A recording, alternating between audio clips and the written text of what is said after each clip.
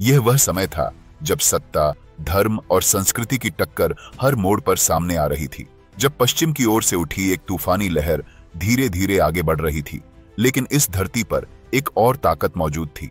एक ऐसी ताकत जो परंपरा, आत्मसम्मान और अटूट इरादों की थी। हर ओर बेचैनी थी, हर दिल में सवाल था कि क्या ये धरती उस लहर को रोक पाएगी? क्या यहाँ की दीवारें टूट जाएंगी या फिर कोई नई कहानी जन्म लेगी? तो चलिए उस दौर की तरफ चलते हैं जहां इतिहास ने एक ऐसा मोड़ लिया था जिसे आज भी भुलाया नहीं जा सकता। 12वीं सदी के उत्तरार्ध में पश्चिमी भारत की राजनीतिक हालत लगातार बदल रही थी। उस समय गुजरात में चालुक्य वंश का राज्य था, जिसकी राजधानी अनहिलवाड़ पाटन थी। इस वंश की नींव राजा मूलराज ने 10वीं सदी में रखी थी और इसके बड़े शासकों में जयसिंह सिद्धराज और कुमारपाल जैसे राजा हुए। राजा अजयपाल के मरने के बाद उनकी रानी नायिका देवी और बेटे मूलराज को गद्दी पर बैठाया गया। मूलराज छोटे थे, इसलिए राज की बागडोर रानी नायिका देवी के हाथों में आई। रानी नायिका देवी काठियावाड़ के चंदेल वंश की राजकुमारी थीं और प्रशासनिक अनुभव रखने वाली महिला मानी जाती थीं। उन्होंने राज की फौज, सिस्टम और अदालत के ढांचे को एक्टिव तरीके से संगठित किया।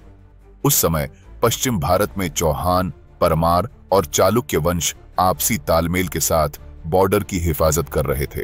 गुजरात न केवल व्यापार और कृषि में समृद्ध था, बल्कि सांस्कृतिक और स्थापत्य दृष्टि से भी उन्नत था। यही वजह थी कि यहाँ के किलों, आर्मी अड्डों और हथियार खाने में अच्छे खासे साधन मौजूद थे। उसी दौर में उत्तर पश्चिम से एक नया खतरा उठ रहा था। मध्य एशिया से आए मुस्लिम हमलावरों की एक ताकतवर लहर ने भारत में एंट्री ली। मोहम्मद गौरी 1175 के बाद पंजाब और सिंध की तरफ से भारत पर चढ़ाई करने लगा। यह हमला लूट और इस्लाम के फैलाव से कहीं ज्यादा एक ठीक से बसाए गए साम्राज्य को खड़ा करने की कोशिश थी। उसने पहले मुल्तान, देबल और उज्जैन के पास के ठिकानों को मजबूत किया, फिर तुर्की और अफगान लड़ाकों से अपनी फौज को तैयार किया। गोरी की सोच साफ थी, दिल्ली और अजमेर जैसे राजपूत सेंटर्स को दक्षिण पश्चिम से काट देना ताकि आगे बढ़ना आसान हो जाए। गुजरात की मजबूती और अमीरी उसके लिए एक बड़ा निशाना थी। उसकी फौज में घुड़सवार तुर्क, तीर चलाने वाले अफगान और मध्य एशिया के पैदल सिपाही शामिल थे, जो जंग में चाल और तेजी के लिए पहचाने जाते थे। गुजरात दरबार में जैसे ही इस खतरे की खबर पहुंची, रानी नायिका देवी ने फौरन इमरजेंसी मीटिंग्स बुलाईं। बॉर्डर की किलेबंदी की गई, सरदारों को नए हुक्म दिए गए और राजस्थान व मालवा के दोस्त शासकों से बातचीत शुरू की गई। यह खास बात थी कि गुजरात की परंपरा में महिला लीडरशिप को इज्जत दी जाती थी। रानी ने सिर्फ सिस्टम ही नहीं, बल्कि फौजी कामकाज भी खुद संभाला। हर लेवल पर तैयारियां शुरू हो गईं। किले ठीक करने में लोग लगे, फौजियों को ट्रेनिंग दी गई और जासूसों का सिस्टम एक्टिव किया गया। जहां रानी ने रणनीति स्पष्ट की, उन्होंने कहा कि यह युद्ध केवल सीमाओं का नहीं, बल्कि आत्मसम्मान और सांस्कृतिक उत्तराधिकार का होगा। उन्होंने सरदारों और किले के इंचार्जों से सीधे बातचीत कर उन्हें एकजुट किया। गुजरात के राजपूत खानदानों ने भी रानी की लीडरशिप में पूरा भरोसा दिखाया। पूरे राज्य के बड़े किलों पाटन, जूनागढ़, कंभात, गढ़दा में जासूस तैनात किए गए और दूतों के जरिए लगातार खबर भेजने का काम शुरू हुआ। सीमांत गांवों में नागरिकों की सुरक्षा के विशेष प्रबंध किए गए ताकि आक्रमण की स्थिति में सामान्य जनता सुरक्षित रहे। फौजी कैंपों में सामान की सप्लाई पक्की की गई और पुराने हथियारों की मरम्मत और नई खरीदारी भी की गई। उधर मोहम्मद गौरी की फौज सिंध और मुल्तान पार कर चुकी थी। उसकी नजरें गुजरात के ठीक से चल रहे सिस्टम और अमीरी पर टिकी थीं। उसने ये अंदाजा लगा लिया था कि गुजरात को जीतना उत्तर भारत के अंदर रास्ता खोलने के लिए जरूरी है। मगर उसे ये नहीं पता था कि गुजरात का जवाब सिर्फ मर्दों की तलवार से नहीं, बल्कि एक महिला की सोच से आएगा। पश्चिमी भारत में मुस्लिम हमलावरों के पहले के कई हमले फेल हो चुके थे, लेकिन गोरी का कॉन्फिडेंस लाहौर और मुल्तान में मिली जीतों से बढ़ गया था। अब वो अपने घोड़े गुजरात की जमीन पर दौड़ाना चाहता था, लेकिन यहां उसका सामना एक ऐसी ताकत से होना था जिसने पहले से ही जंग का मैदान तैयार कर रखा था।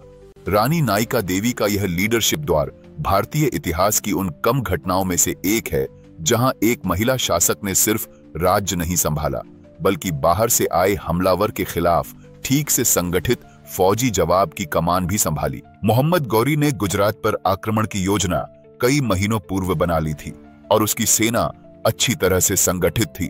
लोहे के कवच, तीखे भाले, मजबूत तलवारें और लंबी दूरी तक मार करने वाले धनुष उसके सैनिकों के पास थे। इनमें तजुर्बेकार अमीर, फौज के लीडर और सोच बनाने वाले अफसर भी शामिल थे, जिन्होंने पहले खुरासान और खोतान जैसे इलाकों में मुश्किल जंगें लड़ी थीं। सिंध से निकलते वक्त गौरी ने अपनी पहली दिशा सौराष्ट्र की तरफ रखी। उसके हुक्म साफ थे, गुजरात की राजधानी पाटन तक पहुंचने से पहले रास्ते में आने वाले हर छोटे गांव और किलेबंदी को कुचल दिया जाए, ताकि असली राजपूत ताकत कोई भी संगठित जवाब न दे सके। इस हमले के रास्ते में जालोर, आबू और काठियावाड़ के पहाड़ी इलाके आए, जिनके बारे में गौरी ने अपने जासूसों और लोकल गाइडों से पूरी जानकारी ली। उसकी फौज ने पहाड़ी दर्रों, जंगलों और नदी वाले रास्तों की हालत का अंदाजा लगाया। साथ ही जिन इलाकों से गुजरना था, वहां की लोकल बस्तियों को जलाकर डर फैलाकर आगे बढ़ा गया। इसका सबूत कई लोक कहानियों में मिलता है। गौरी की फौज के साइज को लेकर अलग अलग राय है। कुछ इसे 40,000 से ज्यादा बताते हैं, जबकि कुछ लोकल इतिहास इसे 20,000 के करीब मानते हैं। लेकिन एक बात साफ है, गौरी की ताकत उसकी तेज घुड़सवार टुकड़ियों और डिसिप्लिन वाली कमांड सिस्टम में छिपी थी। इधर गुजरात में रानी नायिका देवी ने अबू पर्वत के समीपवर्ती क्षेत्रीय सरदारों से बात की। इनमें से कई पहले भी गजनी और अरब हमलों का प्रतिकार कर चुके थे, इसलिए उनमें सामूहिक रणनीति की गहरी समझ थी। रानी नायिका देवी का संदेश स्पष्ट था, यह आक्रमण केवल गुजरात पर नहीं, बल्कि पूरे पश्चिमी भारत की स्वतंत्रता और सनातन संस्कृति पर है। उन्होंने हर किले के इंचार्ज को हुक्म भेजा कि बॉर्डर वाले गांवों की हिफाजत मजबूत की जाए, लोगों को महफूज जगहों पर पहुंचाया जाए और फौजियों को जंग के लिए तैयार किया जाए। इस जंग के लिए राजपूतों का परंपरागत मिलिट्री सिस्टम एक्टिव किया गया। हलकारे और जासूस हर दिशा से खबरें जमा कर रहे थे। राजपूत घुड़सवार ग्रुप, पैदल फौज, तीर चलाने वाले, भाले उठाने वाले और भीलों की लोकल टुकड़ियां जंग में हिस्सा लेने के लिए इकट्ठा की गईं। काठियावाड़, सौराष्ट्र, पाटन और आबू के पास के इलाकों को बड़े फौजी सेंटर के तौर पर चुना गया। पाटन के पास खास मिलिट्री कैंप बनाए गए, जहां खाने पीने, पानी, हथियारों और घोड़ों की तैयारी को चेक किया गया। रानी ने पक्का किया कि हर फौजी को रसद टाइम से मिले। मंदिरों और धनी घरानों से दान में अनाज, धन और औषधियां एकत्र की गईं। यह संपूर्ण प्रयास एक व्यापक राष्ट्रीय रक्षा योजना का हिस्सा बन चुका था। इसके बाद रानी नायिका देवी के दरबार में एक बार फिर प्रमुख सरदार इकट्ठा हुए और यह शपथ ली कि वे आखिरी सांस तक राज्य, धर्म और परंपरा की रक्षा करेंगे। पुरोहितों ने यज्ञ करवाए और फौजियों को धार्मिक तरीके से तैयार किया गया। कई लड़ाकों ने जंग से पहले अपने कुल देवताओं की पूजा की और कुल रिवाज के मुताबिक ये तय किया कि वो जंग के मैदान से जिंदा लौटने के बजाय वीर गति को बेहतर मानेंगे। पूरे गुजरात से खबरें एक ही तरफ इशारा कर रही थीं। गौरी की फौज बॉर्डर पर पहुंच चुकी थी और अब वो राजधानी पाटन की ओर तेजी से बढ़ रही थी। कहा जाता है कि उन्होंने अपने पुत्र मूलराज को साथ बिठाकर सैन्य परिषद की अध्यक्षता की, जिससे शाही उत्तराधिकार और साहस का सार्वजनिक प्रदर्शन हो सके। बड़े वजीर विजयपाल, फौज के लीडर अजय सिंह और वीर बाबा जैसे लड़ाके जंग के काम में कमान संभाले हुए थे। रानी ने प्लान तय करने में लोकल इलाके और मौसम की हालत का पूरा फायदा उठाया। काठियावाड़ की पहाड़ियों, जंगलों और कच्छ की रेतीली सरहद को सुरक्षा दीवार की तरह इस्तेमाल किया गया। उनका मकसद था गौरी की घुड़सवार फौज को खुले मैदान में लड़ने से रोकना और उसे उन इलाकों में फंसाना जहां उसकी रफ्तार धीमी हो जाए। ये टुकड़ियां गुप्त रास्तों से पैगाम पहुंचाने और खबरें इकट्ठा करने में माहिर थीं। ये सोच समझकर बनाया गया संतुलन राजपूतों की अच्छी तरह से संगठित फौजी सोच को दिखाता है। फारसी सोर्सों और काठियावाड़ी लोक रिवाजों में बताया गया है कि कई राजपूत खानदानों ने अपने नौजवानों को जंग में भेजा। रानी नायिका देवी द्वारा फौज के लीडरों को तलवार पहनाकर शिव मंदिर में आशीर्वाद लेने का जिक्र कई जनकथाओं में आता है। बॉर्डर पर छोटी छोटी टुकड़ियों ने छापामार तरीके से टकराव किए, जिससे गोरी की फौज रसद और हौसले दोनों में कमजोर पड़ी। जंग की जगह के तौर पर चुना गया था कसहरड़ा या सुंधा पहाड़ी इलाका, जहां चट्टानें, झाड़ियां और तंग दर्रे बाहर से आई फौजों के लिए जानलेवा साबित हो सकते थे। ये इलाका गुजरात और राजस्थान की सरहद पर था, जो नेचर से ही एक सुरक्षात्मक जोन था। रानी नायिका देवी ने जंग से पहले सरदारों में एकजुटता बनाए रखने के लिए बार बार मीटिंग्स की। जैसे जैसे गोरी की फौज आगे बढ़ी, राजपूत गठबंधन ने अपनी टुकड़ियों को चुनी हुई घाटियों और रक्षक ठिकानों पर तैनात किया। जासूस लगातार हालत की खबर दे रहे थे, जो तुरंत रानी तक पहुंचती थी। जंग से एक रात पहले आखिरी सोच विचार की मीटिंग में रानी नायिका देवी ने हर सरदार को उसकी जिम्मेदारी साफ साफ सौंप दी। हाथी, घोड़े, पैदल फौज और तीर चलाने वाले सब अपने अपने मोर्चों पर तैयार थे। रिवाजों में बताया गया है कि रानी ने अपने बेटे को जंग के मैदान में ले जाया, जिससे फौजियों में जोश और आत्मविश्वास पैदा हुआ। अब आखिरी जंग का वक्त करीब था। कसहरड़ा की पहाड़ियों में टकराव की चिंगारी जल चुकी थी। जब गोरी की फौज राजस्थान और काठियावाड़ की सरहद पर पहुंची, तब तक राजपूत और भील टुकड़ियां पहले ही रास्ते में रुकावटें खड़ी कर चुकी थीं। घने जंगलों को थोड़ा बहुत साफ करके वहां गड्ढे खोदे गए थे। कांटों की बाढ़ और पत्थरों की दीवारें खड़ी की गई थीं, ताकि फौज की रफ्तार धीमी की जा सके। काठियावाड़ की कड़ी गर्मी और पानी की कमी इस वक्त जंग की प्लानिंग का हिस्सा बनी। राजपूतों ने पानी के सोर्सों पर कंट्रोल कर गोरी की रसद पर वार किया। जंग की शुरुआत तेज छापामार टकराव से हुई। जब गोरी की फौज कसहरड़ा की ओर बढ़ रही थी, तब रात के अंधेरे में लोकल राजपूत ग्रुप्स ने घात लगाकर हमला किया। रसद की गाड़ियों को आग लगाई गई, घोड़ों को निशाना बनाया गया और पैगाम ले जाने वालों को रास्ते में पकड़ लिया गया। भील तीर चलाने वाले जंगलों में छिपकर तीर चलाते और फिर गायब हो जाते। इससे दुश्मन के कैंपों में कंफ्यूजन और तनाव फैलने लगा। राजपूतों ने असली फौज को कसहरड़ा की पत्थरीली घाटियों में पहले से तैनात कर दिया था। जैसे ही गौरी की फौज इन मुश्किल रास्तों में फंसी, वहां तीर चलाने वालों और घुड़सवारों ने छिपकर हमला करना शुरू किया। इतिहास लिखने वालों के मुताबिक शुरू की टक्कर में ही गोरी की फौज को भारी नुकसान हुआ। तेज ढलानों और तंग रास्तों ने अफगान घुड़सवारों की रफ्तार को रोक दिया, जिससे उनकी जंग की ताकत पर असर पड़ा। राजपूत फौजी झटपट हमला करके तुरंत पीछे हट जाते। इस प्लान से दुश्मन की फौज थकने लगी और उसका बैलेंस बिगड़ गया। गौरी ने अपने कैंपों को खुले मैदान में शिफ्ट करने की कोशिश की, लेकिन हर दिशा में राजपूत टुकड़ियां तैनात थीं।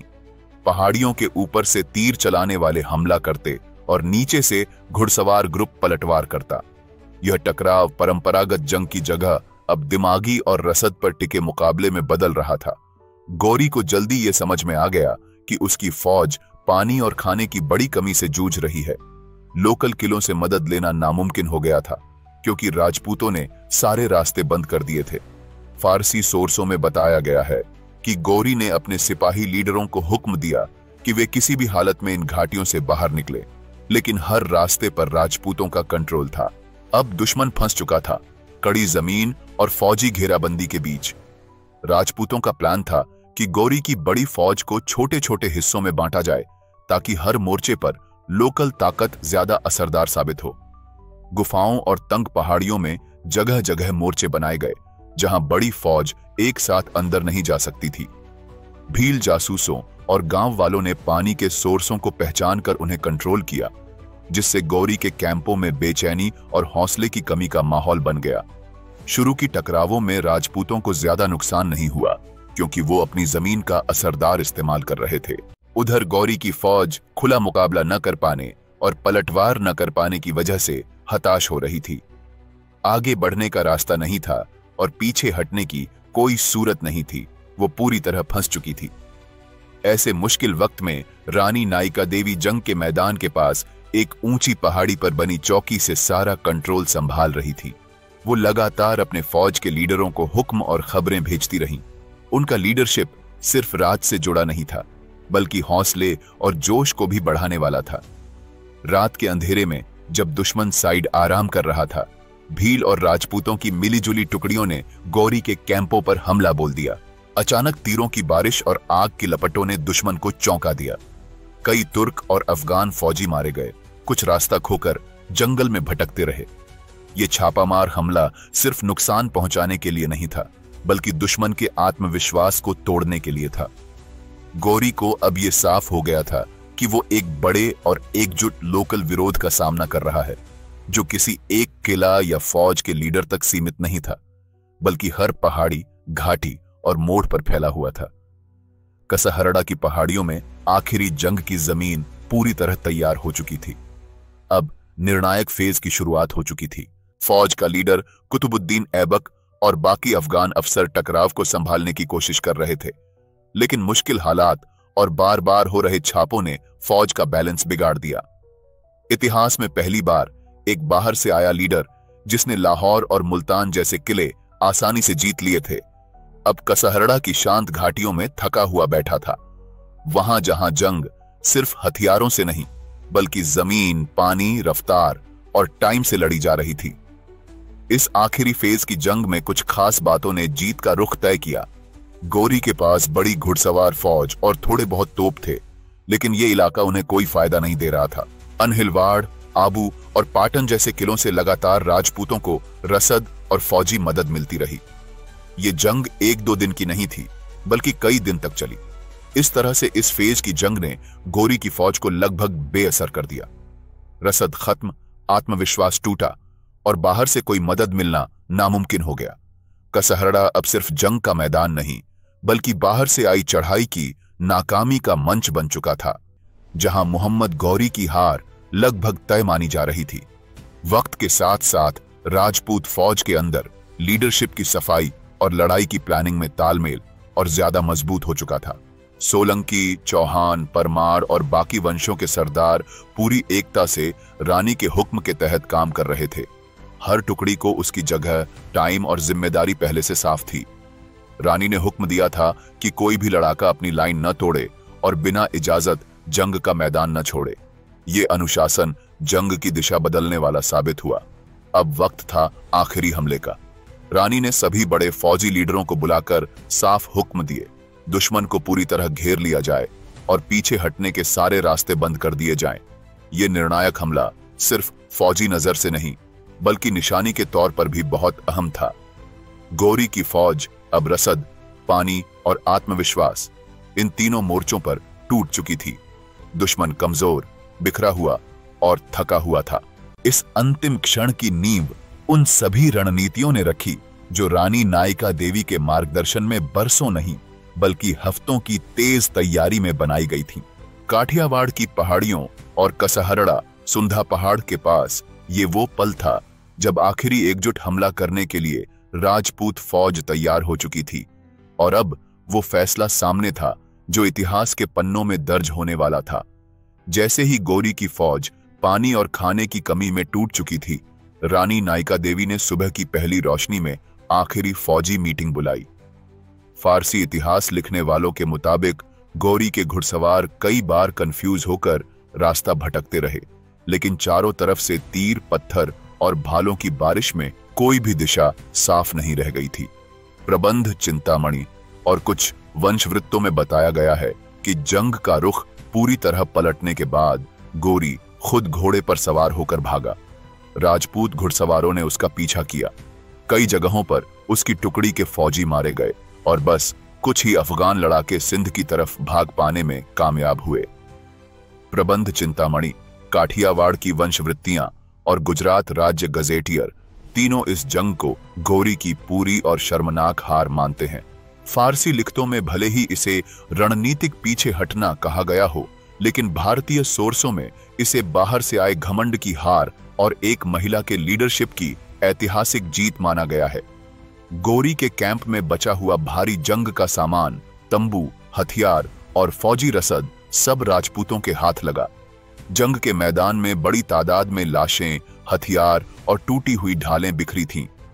जीत के बाद रानी ने अपने बेटे और सरदारों के साथ जीत का जश्न मनाया। फौजियों को इज्जत दी गई और पैगाम ले जाने वालों को भेजकर पूरे राज्य में ये खुशखबरी फैलाई गई। उनका लीडरशिप पूरे गुजरात में इज्जत और हौसले का निशान बन गया। बचे हुए अफगान फौजी या तो जंग के मैदान में मारे गए या जंगलों में भाग निकले। लोक रिवाजों के मुताबिक जीत के बाद हर शहर में जुलूस निकाले गए, कुलदेवियों की पूजा की गई और जंग में मारे गए बहादुरों की याद में निशान बनाए गए। कई जगहों पर वीरगति पाए लड़ाकों की छतरियां आज भी लोकल पहचान का हिस्सा हैं। लोकल मंदिरों और शिलालेखों में इस जीत को म्लेच्छ फौज की हार और देवी की हिफाजत बताया गया। जंग में पूरी तरह हार जाने के बाद मोहम्मद गौरी सिंध की तरफ गुप्त रास्तों से भागा और ज्यादातर अफगान लीडर या तो जंग में मारे गए या बुरी तरह जख्मी हुए। लोक रिवाजों में यह माना जाता है कि गौरी ने कसम खाई थी कि वो दोबारा गुजरात की तरफ आंख उठाकर भी नहीं देखेगा। अगले कई सालों तक उसने पश्चिम भारत से दूरी बनाए रखी। इस जंग ने पूरे इलाके में महिला लीडरशिप के प्रति इज्जत को और बढ़ावा दिया। रानी नायका देवी की बहादुरी, उनके बेटे की प्रतीक रूप में मौजूदगी और जंग में महिलाओं की भागीदारी ने काठियावाड़ में एक नई सांस्कृतिक रिवाज की नींव रखी। भजन, लोकगीत और जातीय नाटकों में रानी नायका देवी का नाम हथियार धारण करने वाली माता और जीतने वाली रानी के रूप में दर्ज हुआ। इस जीत के बाद गुजरात की सरहदें लंबे वक्त तक टिकी रहीं। मालवा, राजस्थान और सौराष्ट्र की बाकी रियासतों ने सोलंकी राज को मदद देना जारी रखा। इस जंग के बाद पश्चिम भारत में कोई बड़ा इस्लामी फौजी हमला कई दशकों तक नहीं हुआ। कई राज्यों में इस जंग को इतिहास के कोर्स में शामिल किया गया है। रानी नायका देवी को आज के दौर में लीडरशिप, फैसला लेने की ताकत और संकट से निपटने की मिसाल माना जाता है। और दूसरी तरफ गौरी का नाम अगर किसी चीज से जुड़ा है तो वह है लूट, कायरता और धोखेबाजी। उसका हर अभियान गांव जलाने, निर्दोषों को काटने और सोना चांदी लूटकर भागने की कहानी है। यह कोई वीरता नहीं थी, यह सिर्फ एक भाड़े का लुटेरा था जो अवसर देखकर हमला करता और जरा सी टक्कर मिलते ही जान बचाकर भाग निकलता। इतिहास में उसकी असली पहचान यही है कि वह सत्ता पाने के लिए हर घिनौना हथकंडा अपनाने को तैयार था, चाहे गांव के कुएं जहर से भरवाना हो या बेगुनाहों को कत्ल करना। और मजेदार विडंबना देखिए कि यही आदमी गुजरात की धरती पर एक महिला शासक से टकराया और मुंह की खाकर भाग गया। लेकिन सबसे शर्मनाक पहलू यह है कि पाकिस्तान और अफगानिस्तान की कुछ कथाएं आज भी मोहम्मद गौरी जैसे कायर लुटेरे को हीरो कहने की हिम्मत करती है। सोचो जरा, एक ऐसा आदमी जो जहां भी गया गांव जलाए, जनता को काटा, मंदिर तोड़े और सिर्फ लूट के लिए जिया, वही आज उनके लिए गौरव का प्रतीक बना हुआ है। क्या एक डाकू को भी अब इतिहास में ताज पहनाया जाएगा? यह अपमान उसके लिए इतना गहरा था कि उसे अपनी जान बचाकर भागना पड़ा और आज उन्हीं इलाकों में उसे इस्लाम का स्थायी वाहक कहकर महिमा मंडित किया जाता है। असल में यह उनकी कमजोरी का सबूत है कि जब आपके पास असली नायक नहीं बचे तो आप लुटेरों की कब्रों से नकली नायक गढ़ने लगते हो। असल में गौरी का नाम आज जिन जगहों पर चमकाया जाता है वहां यह स्वीकार करने का साहस नहीं है कि उनकी नायक परंपरा की नींव ही इतनी खोखली है कि उसे टिकाए रखने के लिए डाकुओं और लुटेरों को भी चमकाकर पेश करना पड़ता है। यह वैसा ही है जैसे कोई अपनी नाकामियों को छिपाने के लिए अपराधियों को शान का प्रतीक बना ले। और अब सीधा सवाल यह है कि जो आदमी एक महिला नेता से हार कर भागा, जिसकी पहचान सिर्फ गांव जलाने और लूट मार तक सीमित थी, ऐसे घटिया लुटेरे को नायक मानने की जरूरत किसे है? और क्यों ऐसे समाज अपनी अगली पीढ़ी को झूठे गौरव की कहानियों में उलझाना चाहते हैं? और अगर यह कहानी आपको हिला गई तो आपको रानी लक्ष्मीबाई का बलिदान जानना चाहिए, रानी दुर्गावती की शहादत देखनी चाहिए और रानी कर्णावती के त्याग से रूबरू होना चाहिए। अगर आपको हमारा रिसर्च अच्छा लगे तो नीचे डिस्क्रिप्शन में दिए लिंक से सपोर्ट करें। जय हिंद, जय भारत।